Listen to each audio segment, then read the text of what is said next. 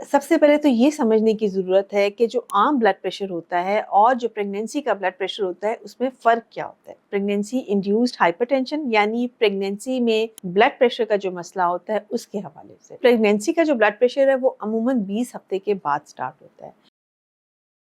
अस्सलाम वालेकुम। आज हम बात करेंगे प्रेगनेंसी इंड्यूस्ड हाइपरटेंशन यानी प्रेगनेंसी में ब्लड प्रेशर का जो मसला होता है उसके हवाले से। अच्छा, ये टॉपिक बहुत बड़ा है, ठीक है, इसके ऊपर घंटों बात की जा सकती है, लेकिन हम कोशिश करेंगे आसान अल्फाज में इसको आपको समझा दें। सबसे पहले तो ये समझने की ज़रूरत है कि जो आम ब्लड प्रेशर होता है और जो प्रेगनेंसी का ब्लड प्रेशर होता है उसमें फ़र्क क्या होता है। आम ब्लड प्रेशर वाला पेशेंट वो होता है जिसको प्रेगनेंसी से पहले भी ब्लड प्रेशर की शिकायत है, या जो फर्स्ट ट्राइमेस्टर है, जो पहले 15 से 20 हफ्ते के दौरान उसका ब्लड प्रेशर ऑलरेडी हाई था, तो उससे हम कहते हैं कि ये ऑलरेडी पेशेंट हाइपरटेंसिव था, इसको ऑलरेडी ब्लड प्रेशर का मसला था और उसके डिफरेंट रीजंस हो सकते हैं। ठीक है। फिर प्रेगनेंसी का जो ब्लड प्रेशर है वो अमूमन 20 हफ्ते के बाद स्टार्ट होता है, और या फिर उसकी जो लैब चेंजेस होती हैं वो 20 हफ्ते के बाद अपेयर होना शुरू होती हैं, तो इसको हम प्रेगनेंसी इंड्यूस्ड हाइपरटेंशन कहते हैं। अब इसकी सिवियरिटी के भी स्केल्स हैं।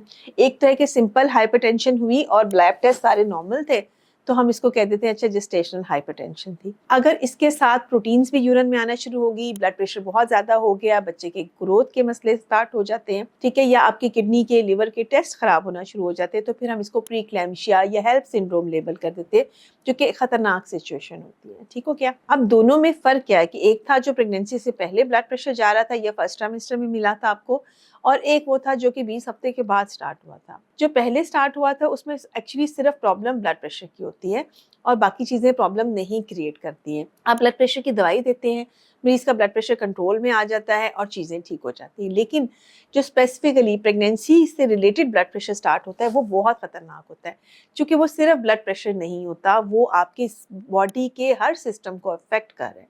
यानी उससे ना आपकी आंखें महफूज हैं, ना जिगर, ना आपकी किडनीज, ना बेबी। ठीक है, यानी अब वो एक वेस्कुलर लेवल पे जाके, ब्लड वेसल्स के लेवल पे जाकर डैमेज क्रिएट करता है, जिसकी वजह से आपकी बॉडी का हर ऑर्गन अफेक्ट हो जाता है, जितनों का जिक्र किया।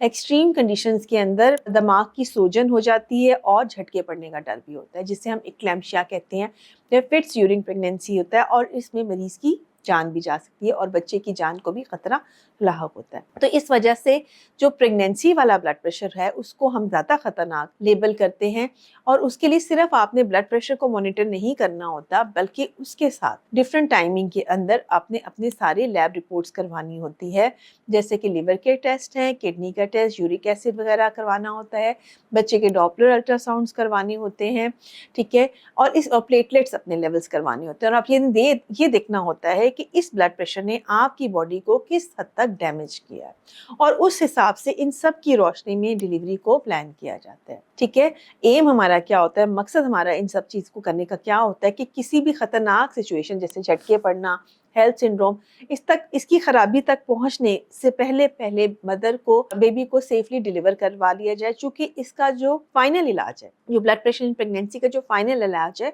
वो डिलीवरी है। जैसे ही हम बेबी को डिलीवर करते हैं चीज़ें रिवर्स की तरफ जाना शुरू हो जाती है। ठीक है, जब चीज़ें रिवर्स की तरफ जाना शुरू होती हैं तो पेशेंट भी बेहतर होता है, उसके टेस्ट भी बेहतर हो जाते हैं और उसके साथ साथ ये चीज़ें बेहतर होती हैं। कुछ पेशेंट्स के अंदर डिलीवरी के बाद ब्लड प्रेशर उभर के सामने आता है, और होता तो पहले से प्रॉब्लम्स होती हैं, उस वक्त सूजन ज़्यादा होना शुरू होती है, उस वक्त उसको झटके पड़ने का डर होता है, तो ऐसे पेशेंट्स परफ्यूरियम में या चिले के टाइम पर भी सेफ नहीं होते, स्पेशली पहले 72 घंटे के अंदर।